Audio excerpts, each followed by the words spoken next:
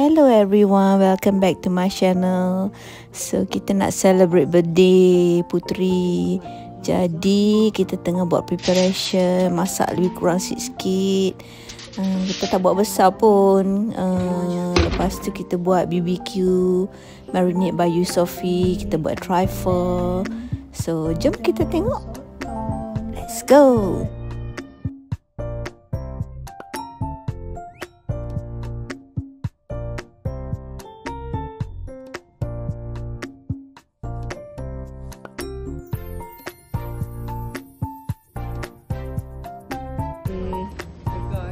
Okey tak? Alhamdulillah sudah. Bukaklah peluk-peluk sekali. Sama. Nak makan siapa? Ni sate apa dah ni?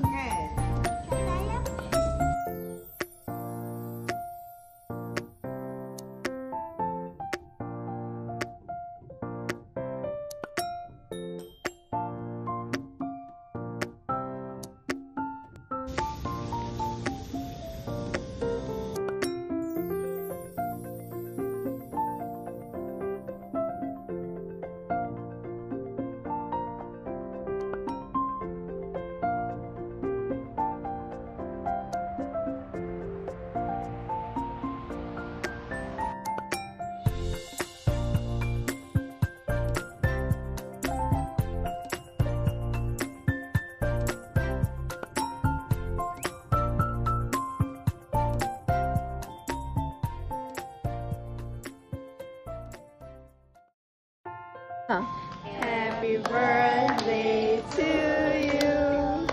Happy birthday to you.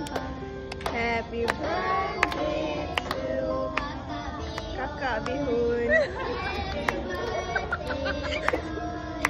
Yay! Yay! Okay. Kakak Bihun tu. Kakak Bihun tu kan?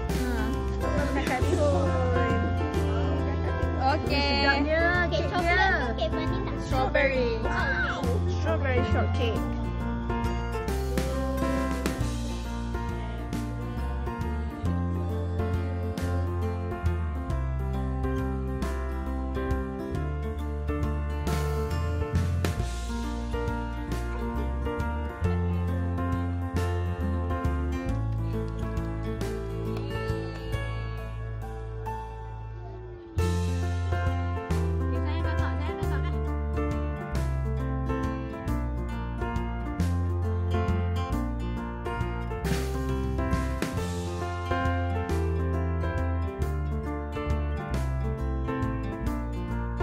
Okay guys, thank you for watching. Bye.